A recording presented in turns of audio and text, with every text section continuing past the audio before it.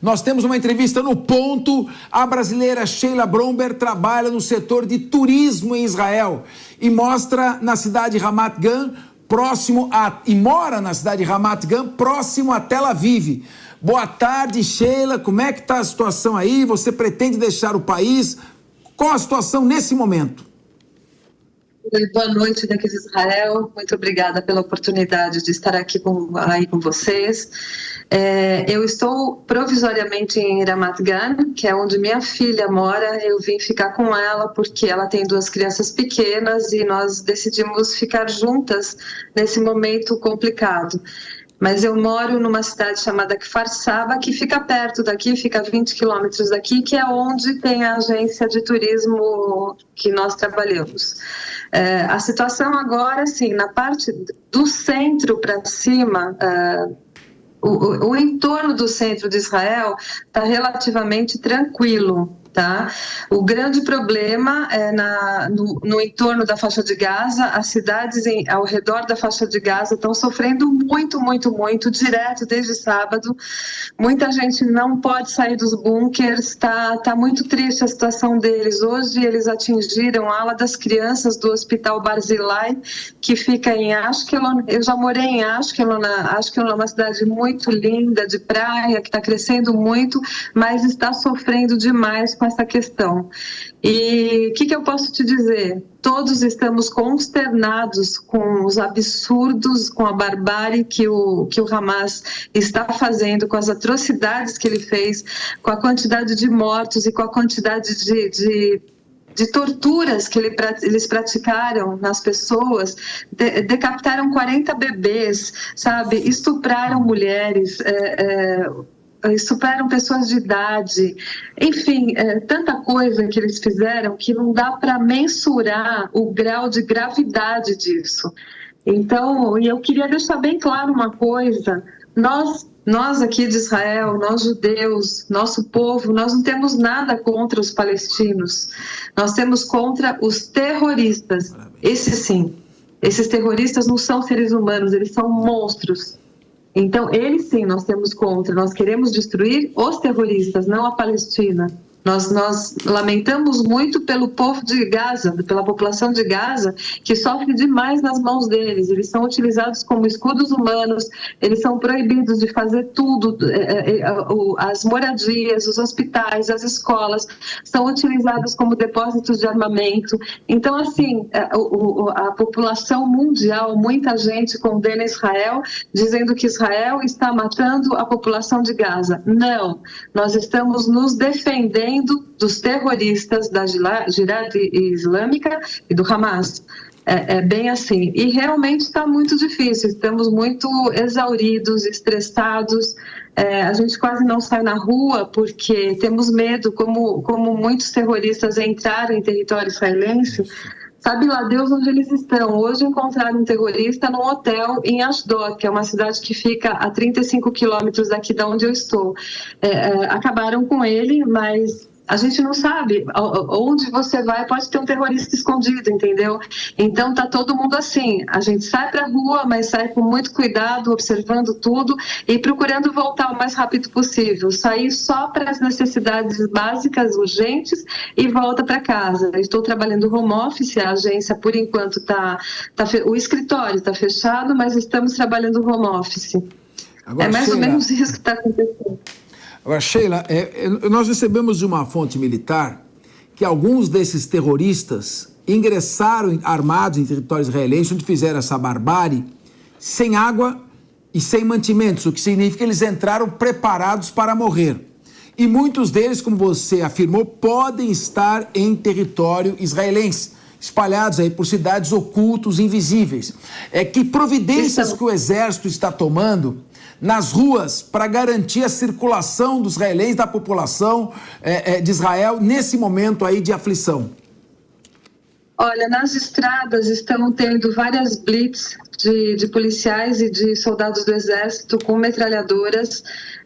Eu peguei algumas blitz com o meu carro, né? Eles param carro por carro, observam dentro e deixam passar se eles percebem que está tudo bem. Então, tem muita gente observando, né? Israel, você sabe que a tecnologia de segurança de Israel é extremamente avançada, né? Então, eu me sinto muito segura aqui. Só que como tem esses indivíduos soltos pelo país, nós temos que trancar a porta de casa. A ordem é se trancar em casa, sair só para as necessidades básicas e voltar e se trancar novamente. Eu fui no supermercado anteontem, assim, eu fiquei assustada, porque as prateleiras estavam quase vazias, porque as pessoas estão se abastecendo, carrinhos lotados, para não ter que sair de casa. E se por acaso tiver que ficar dentro de um bunker mais horas, se abastecer dentro do bunker, eles pedem para que nós tenhamos água, enfim, as necessidades básicas, os básicos dentro do bunker, para não termos que nos expor, né? E é isso que está acontecendo. O terror é muito, muito grave, é muito triste. As pessoas estão se unindo muito. Israel tem uma coisa de muito bonito. O povo se une muito nesses momentos de dor. Então, está havendo vários movimentos de pessoas que estão juntando mantimentos, roupas, papel higiênico, todos os básicos necessários para levar para os soldados. Tem vários grupos em várias cidades fazendo isso. Então, é muito, muito bonito ver essa união. E todos, cada um que morre, parece que morreu alguém da nossa família, porque é muito doído, são mortes trágicas, são torturados, É horrível. Sheila, uma curiosidade, como as pessoas que estão num bunker se protegendo, elas estão 24 horas por dia ou elas podem sair?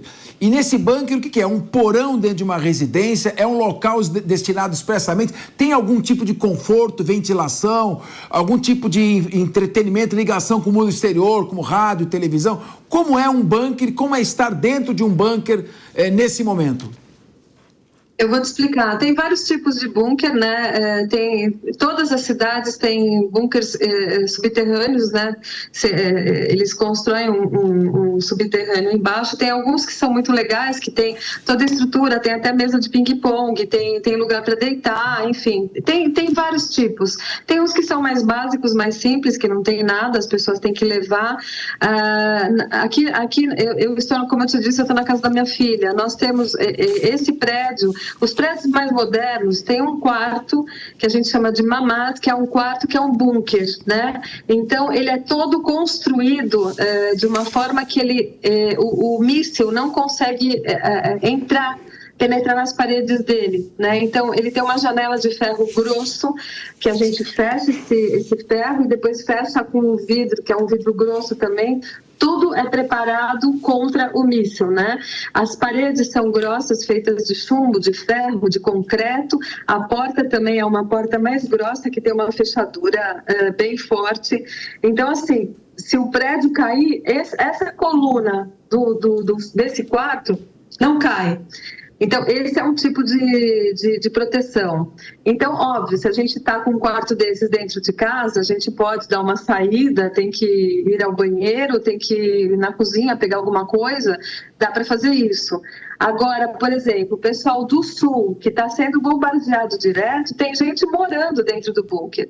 Não dá para sair. Sheila, porque o que acontece? É uma prisão domiciliar. As pessoas estão presas dentro de casa. É praticamente isso. Tem gente que tem que ficar o dia inteiro lá porque eles não param de soltar foguetes, entendeu?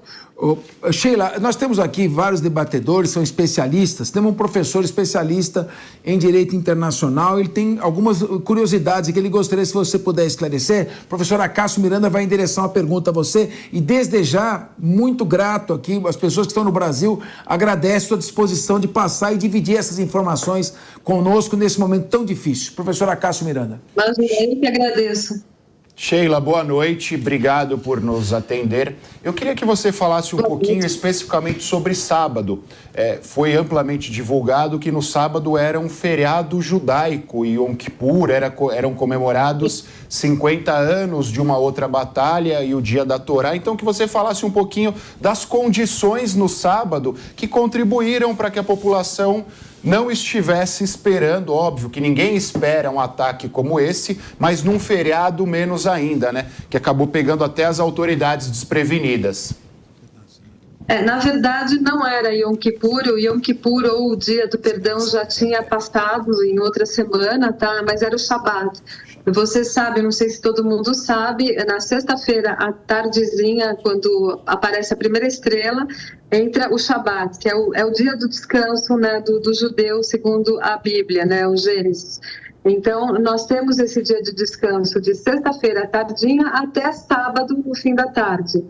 No sábado de manhã, às 6 horas da manhã, do nada, tocou uma sirene em várias cidades, tudo espalhadas ao redor de Tel Aviv. E a gente escuta, né, porque é um horário que não tem barulho nas ruas, você escuta a sirene, que é muito forte, a sirene toca fundo na alma, e depois que a sirene acaba, você tem que se proteger, porque vem o boom. Esse boom, o que é? É a interceptação do míssil pela tecnologia do domo de ferro.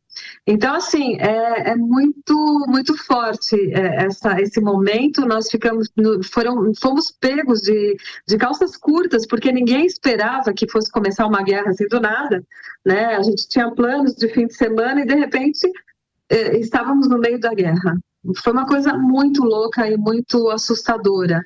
E aí depois começamos a escutar as notícias das barbáries que o Hamas estava fazendo. Eles pegaram vários jovens numa rave, numa festa que teve perto da faixa de Gaza, mataram, estupraram e por aí afora, né? Aí as outras histórias vocês já devem ter ouvido falar. Tem muita história bizarra, coisas que os judeus viveram no Holocausto. Eu acho que tem coisas que nem no Holocausto eles viveram, o que viveram essa semana. Absurdo. Muito triste. Sheila, o Ricardo Rose quer fazer uma pergunta para você também. Por favor, Ricardo.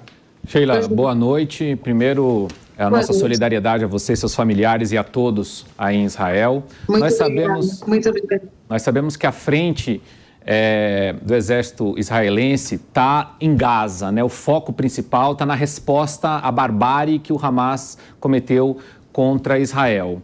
Agora, a gente também ficou sabendo aqui que houve disparos do norte de Israel por parte do Hezbollah. Sim. O que você aí tem de informação com relação à participação ou não do Hezbollah? O que se fala aí nos grupos, nos jornais locais? Há esse temor de uma entrada da adesão do Hezbollah nesse conflito?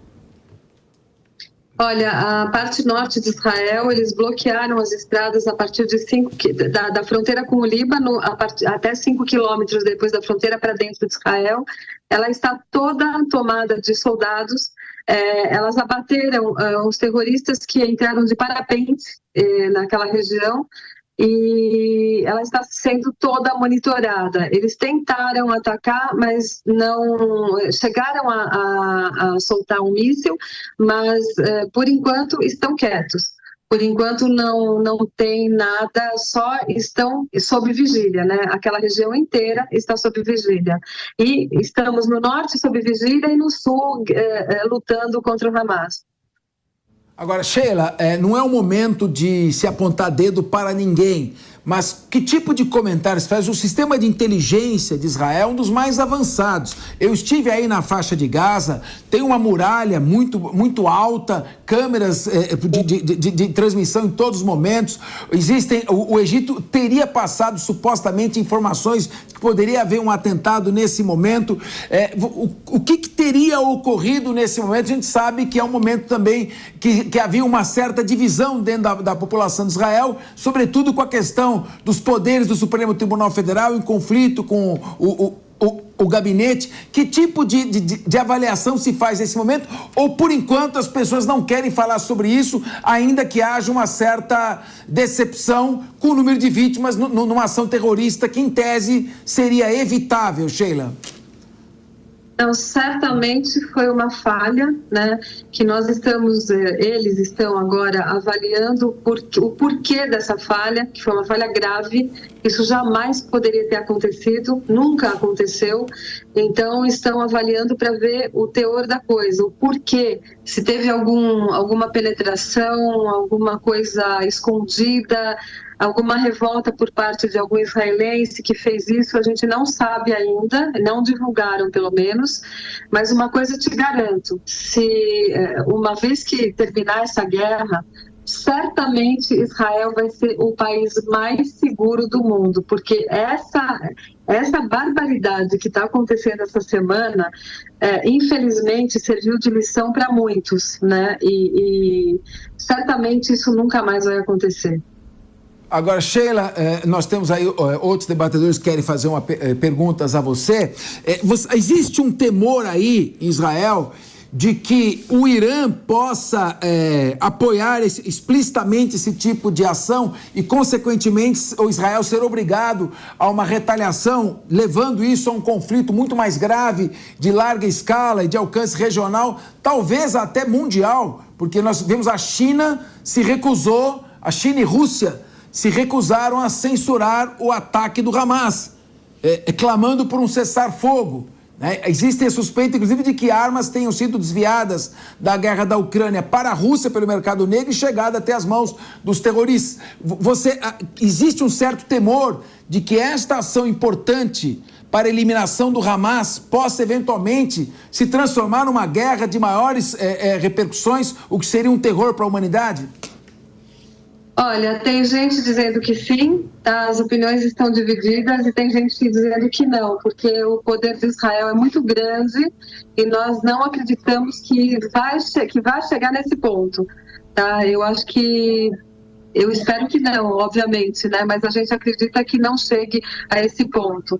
Israel está super preparado, está recebendo ajuda dos Estados Unidos, então nós não acreditamos que vai chegar a essa grandiosidade de ataque.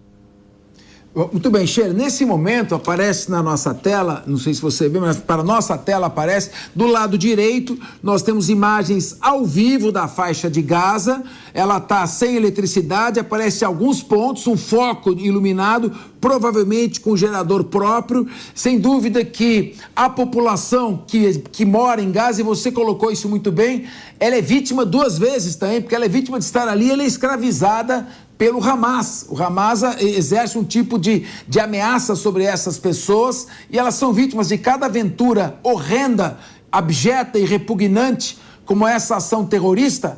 Ela também leva à vitimização à população da Palestina, crianças, mulheres, que não tem nada a ver com esse tipo de terrorismo sujo e repugnante. Mas o Diego Tavares quer fazer uma pergunta a você e aí você já comenta tudo junto. Sheila, Diego Tavares.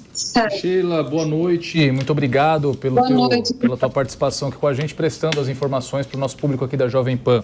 Sheila, você disse que foi ao mercado recentemente que se surpreendeu com as prateleiras vazias, porque evidentemente as pessoas estão estocando alimentos, estocando insumos nas suas casas para caso a situação se agrave.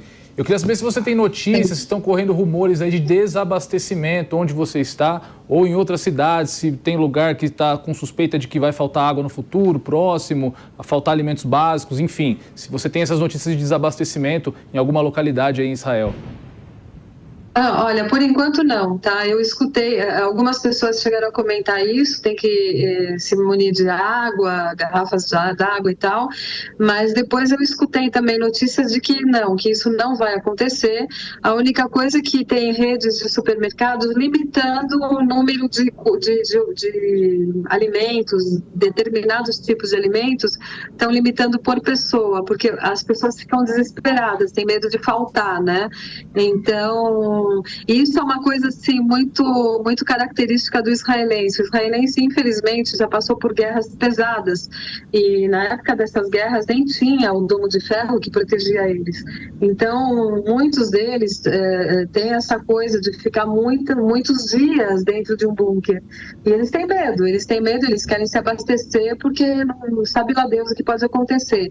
Mas pelo que eu escutei falar, não vai chegar a esse ponto, tá? Realmente não vai chegar. É que nesse dia que eu fui no supermercado, e existiu uma ordem, né, por parte do governo para que as pessoas se abastecessem, mas essa ordem, na verdade, era mais dirigida ao pessoal do sul, que, coitados, eles estão sofrendo demais. Todas as cidades no entorno de Gaza, né? Então, essas pessoas, sim, precisam estar abastecidas, porque elas não podem ir para um supermercado comprar alguma coisa, nem que seja rapidamente, está perigoso.